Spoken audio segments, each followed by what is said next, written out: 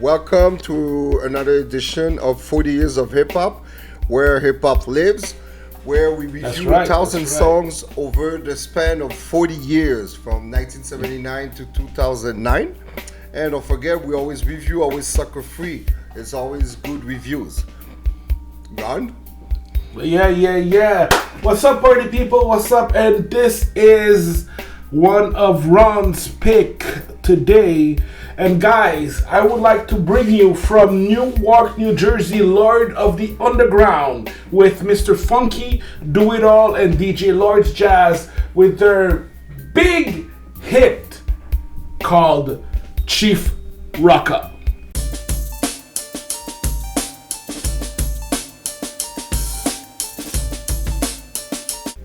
Rocka. What you think about my pick, Mr. G Unit?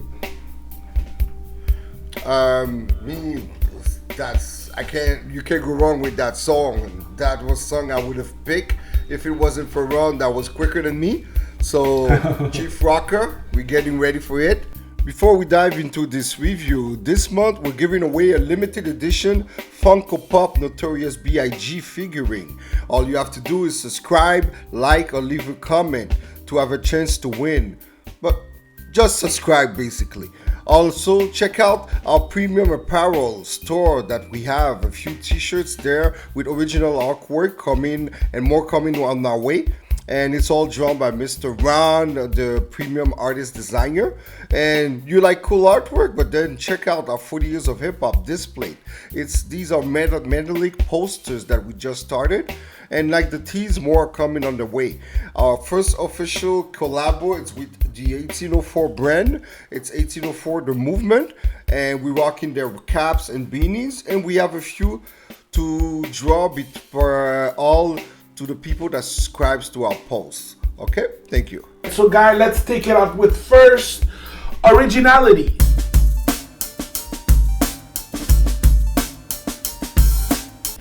Is this song original? And if so, why?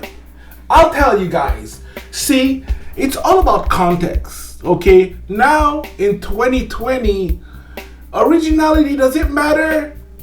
It's questionable. However, in the 90s, you had to be original. You had to have a unique style. You had to bring something, or else you were just sidelined. This song is original because the group was original. From their dark and somewhat in a contrast fun songs, okay, lyrically, until they're just also like their fast pace with something with like a unique rhyming style, you know, and these guys were definitely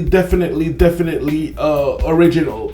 And that song, okay, since their first single, Psycho, the song Chief Rocka is basically the go-to song whenever we want to talk about Lords of the Underground. So yes, this song is definitely original, okay, and don't forget, we get all of our information from Discog. Not all, some of information from Discog. And for this reason, Originality, I give it a 4. What do you got to say about that, my man? Yes, you had a good point, Mr. Ron. It's in the 90s you had to be original because there wasn't much of artists, hip-hop like nowadays. Nowadays we're crowded with music. Everybody's a rapper. Everybody's from their basement. You got like 10,000 releases per month, you know. And back then you had like 2, 3, 4 albums, and you had to be original to outshine. So the term Chief Rocka, the meaning, the word to be used, and don't forget that term was coined up first by BZB, one of the first official MCs in hip hop. He's the one that was the first that called himself the Chief Rocka, and to bring it out to be the context of the song, the whole song is complete, beat, rhymes, and dancing. What more can I say? I had to give it a 5. Of course you had to give it a 5. More 5s, man. We're just starting. Don't forget, it's a legendary song. Don't forget, my man, 5 is perfection. See, that means at 5, it cannot get any better than this. Okay. You have to take the situation. It was in the 90s, you know? Definitely. Right. So what about delivery, lyrics, and flow, man?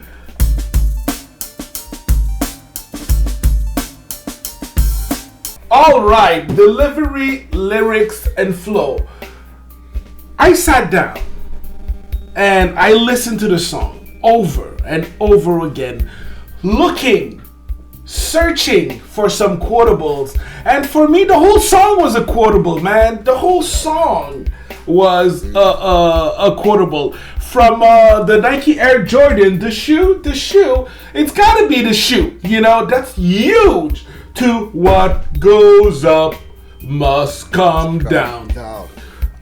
And I didn't even get started. You know, this is just like songs that whenever you hear them, you're like, you know, it's basically linked to this song. So also, both rappers have similar flows, that gritty fast pace and in-your-face style that uses a unusual cadence at time that makes it sometimes a little hard to understand, but definitely on point.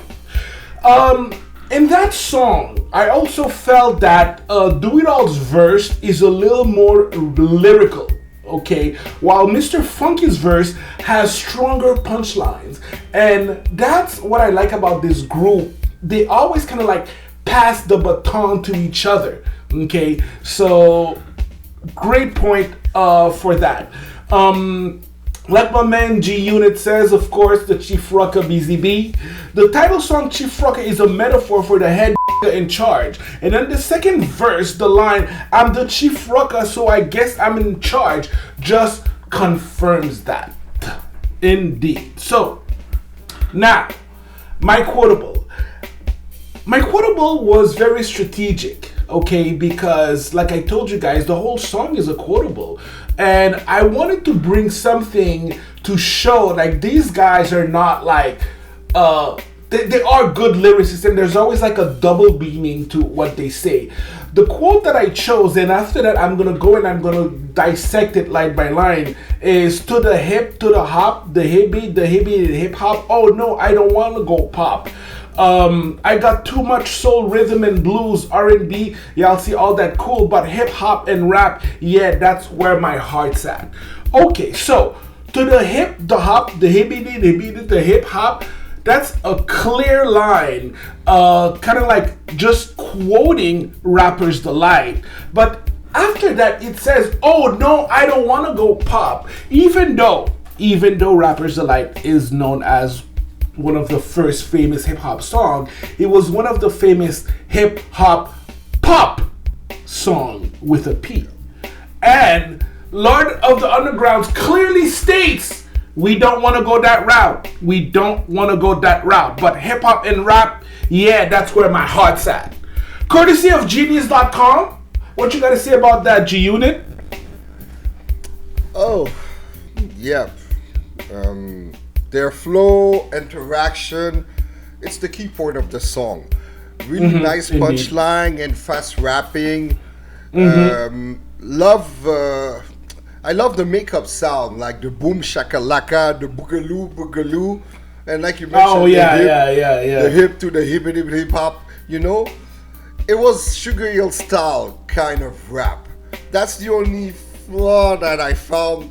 The whole song is a quotable, but these parts were like baby nursery rhyme. That's the only drawback that I see. I agree with you. That's the only little, but the whole song is a quotable. It's something you could remember easily. You can never forget this song. It's like a nice song. You had to study it, you know, to be able to rhyme that song. Nice. You have to listen to it 100 times to be able to. But this, it stays in your mind. 20 years later, I remember the verses. It comes literally. It's like a children's rhyme, nursery rhyme, you know? Nursery rhyme. And for that's why I couldn't give it a 5. Did you hear? I didn't give a 5. First of all, congrats. Okay, congrats. So I came up with a 4. Good, good. I will actually, before I pass the baton to you, I totally forgot to give my score, which is a 4 as well. And I will tell you the reason why for me it was not a 5. It's yes, the lyrics are dope, the delivery is there, it's original. However, I thought that sometimes, of course, you don't want to be like Mos Def and Nas all the time and read like blocks of lyrics. And this is the only reason why I gave it a 4, because from my point of view, I thought that they could have been a little bit more lyrical, but at the end of the day, maybe that was not the goal of the song. So I think that 4 on 5 is definitely a fair score. Okay, we're gonna go with production and beat after with Rock. That's right, production and beat.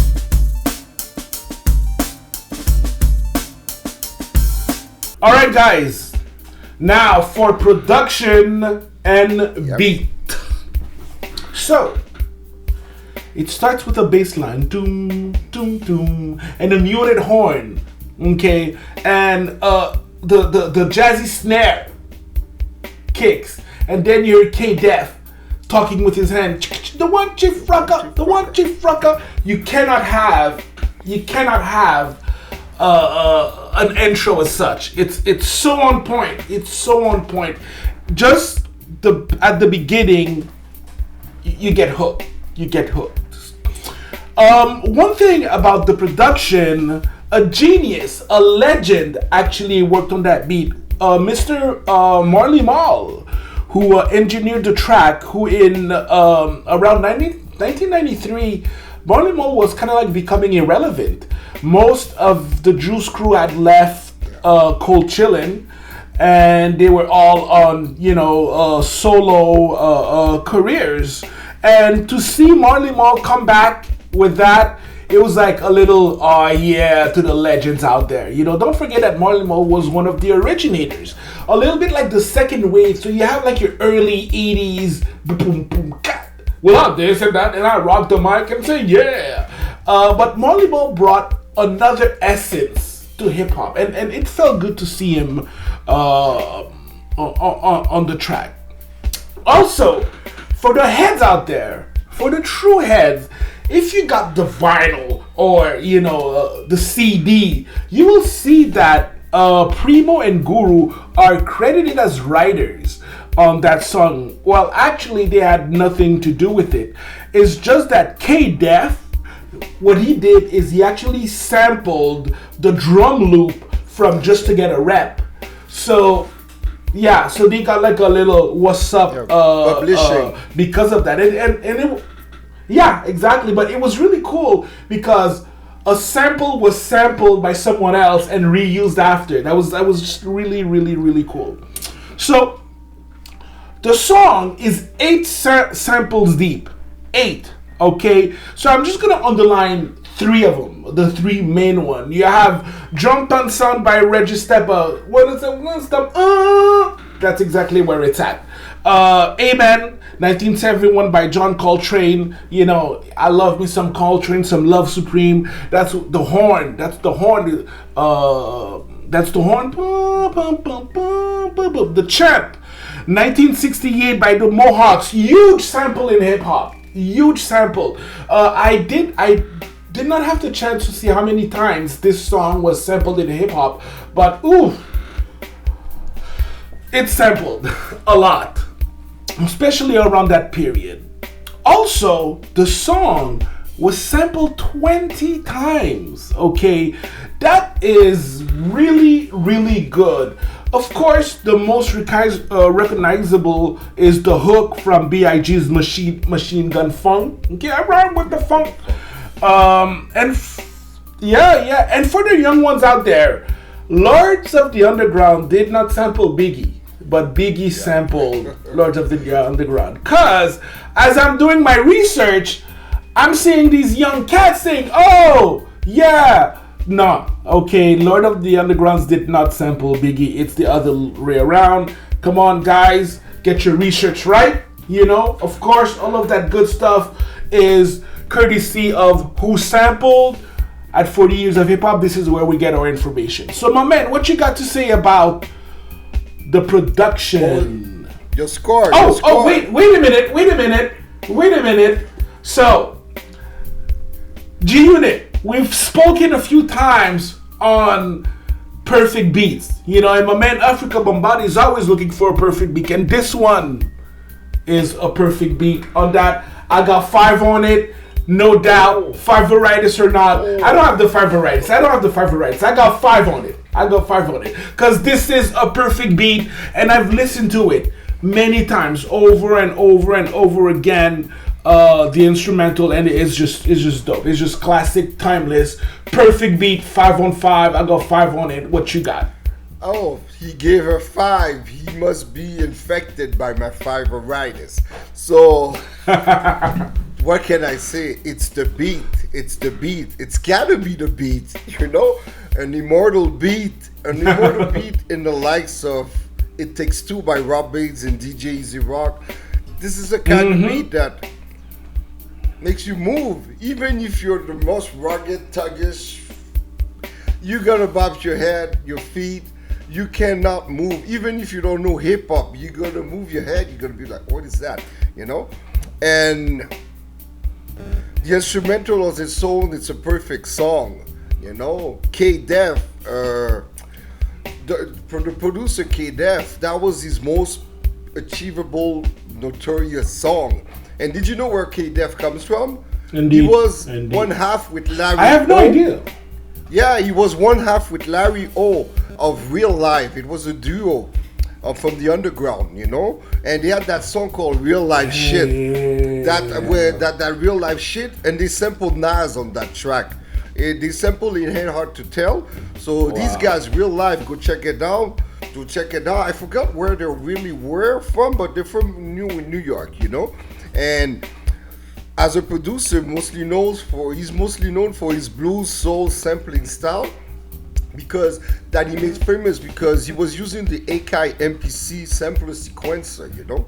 That's in my younger days when I used to do production. Damn. I used to work with the machine. That was an amazing piece of, and that's how Chief Rocka was created, the beat with an Akai MPC sampler sequencer.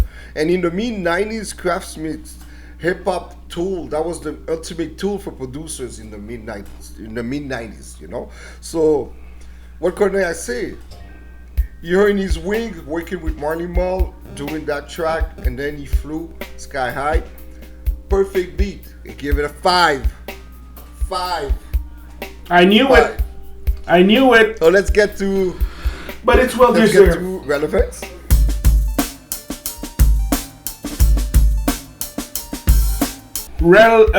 Relevance and longevity. Is this song still relevant today in 2020? Did this song stand the test of time? I have to say yes. Okay. Definitely, this is a known classic. Period. There's nothing else to add.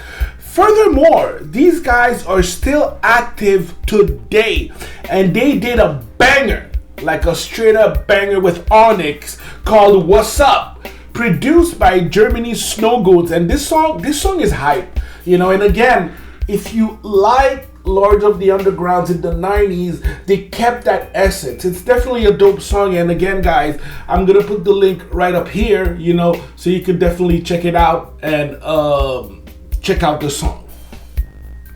So another point for longevity, part of my research is to see how does the young generation respond to these tracks, right? Because even the young generation, if you're a hip-hop head, you're gonna want to know about these songs. So I checked out this young kid, King Guap, and also, and again, guys, I'm gonna put the link right here for you guys, okay, for King Guap's review on Lords of the Underground. Even another dude called Just Jammin', okay, him too, he actually did the review for this song, and both young cats gave it outstanding grades. They were like just amazed. So yes, you know, I confirmed that this song is still relevant, and it does have it did live through the test of time. Definitely a straight up classic, and for that reason, relevance and longevity, I gave it a 4.5. Oh. As for me, that song definitely stood the test of time. As an old hip hop purist, certain songs, when I analyze them and hear them years later and with a more mature perspective, many of times I see the flaws or imperfections that I didn't hear back then because I was younger, I was into the movement. I didn't notice certain things, but now I can see how perfect it was. You know, this is an immortal song, you know? And as fresh as it was when I first danced to it back in 93, back then, you know? And what do you mean, 97, I mean, you know? No, 93, it came out in 93, all right, you're right. 93. And another thing, it's like he says, even the younging right now, why it's so relevant is because any dance competition, if you're a dancer, a hip hop, a break dancer, anything, this is kind of like in rap.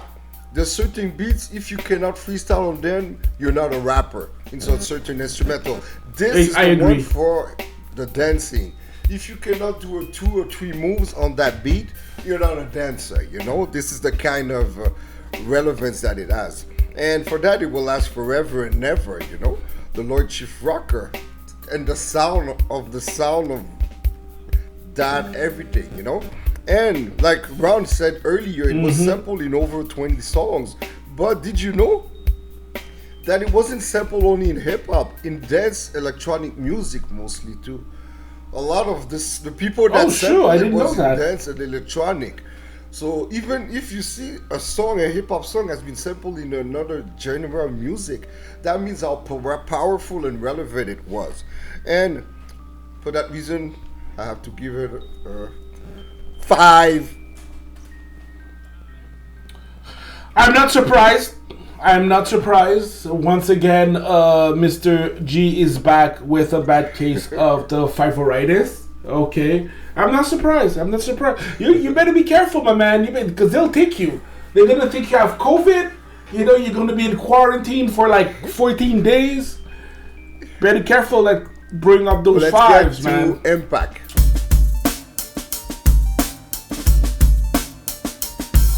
Boom from the cannon. So, impact-wise, okay. So, it's our last point. We've covered many sequences before. Impact. So, Billboard 100, number 54. Not that it matters, okay. But I guess it helps a little bit. Not only that, US R&B and hip hop, number 35. Hot rap single, number 1. Hot dance music maxi single sales, number 10. And like you said previously, it's definitely recognized in the streets as a banger. Not only that, you want to be a rapper, you got to do at least like a hot 16 bars on that beat without any problems. You a b-boy, you got to break down some moves. This song is definitely a pillar in hip-hop culture. Definitely. Also, Lords of the Underground signature song. Okay, so for all of these reasons, yes, I got 5 on it again, you know. Call me crazy. It's not coronavirus. It's not the coronavirus. I don't have a fever, okay? It's just a well-deserved 5. What you gotta say about that, my man? Oh, until this day, this is a legendary hit club, a banger, street banger, club banger, whatever you want to call it. Get on the dance floor song type, you know? Even, definitely a milestone in the archives of the great hip-hop history books, you know? So, just the beat by itself, you could play this as a background at an event, anywhere. Yeah. You know, the lyrics, memorable lyrics, hook, chorus, You know, Biggie made it happen too for the youngers that think that Biggie sampled them. Don't know the. You know, the Machine Gun Funk, that Biggie, or no, Biggie created that lyric, you know, some people. So it's immortalized, you know, even in dance music. So the impact is so huge. So you cannot pass, in our 1,000 song, we could not have not put that song in it, you know. Even if Absolutely not. Absolutely not. The 1,000 song, we each have like our own choices and vision. We had a common agreement on this one, you know. And for that, for sure. You know, they call me G5. A G That's with a 5. G5. So I gotta give it a 5. So, let's hear for Ron. What's his total score? Alright, so for my total score, I scored a 22.5 out of 25 for a blasting 90%. That's what's up. And you, my man? Oh, I got a 24 out of 25. So that gives out a 98%. If I'm right, if I'm right, I didn't calculate it, but it's 98%. It's near perfection. The only drawback was the rhymes, the boogaloo, the hippity pop. If it wasn't for that, it would have been a perfect song. So, Low Tug, Lord's on the Underground, you know why it's not perfect? It's almost, but you got my cross. That's where my heart at with that song. Damn right. You know? Damn so, right. Damn for right. conclusion, Damn right. We have to let you know, thank you for watching that episode. Thank you for watching. Thank you for Discogs, for a lot of information. Allmusic.com. Check out the links below up there for all of them. Genius.com for the lyrics. Who sampled for the beats. Thank you for watching. Remember, this month we're giving away a limited edition Funko Pop Notorious B.I.G. figurine. All you have to do is subscribe to have a chance to win. Also check out our premium apparel store. We have original t-shirts and more coming on the way. You like cool artwork? Then check out 40 Years of Hip Hop displayed metallic posters. And our first official collab with 1804 The Movement. That's why we rocking the fresh caps and beanies. You can find all these links in the description below. Subscribe, like, share, and comment. Peace, and we out.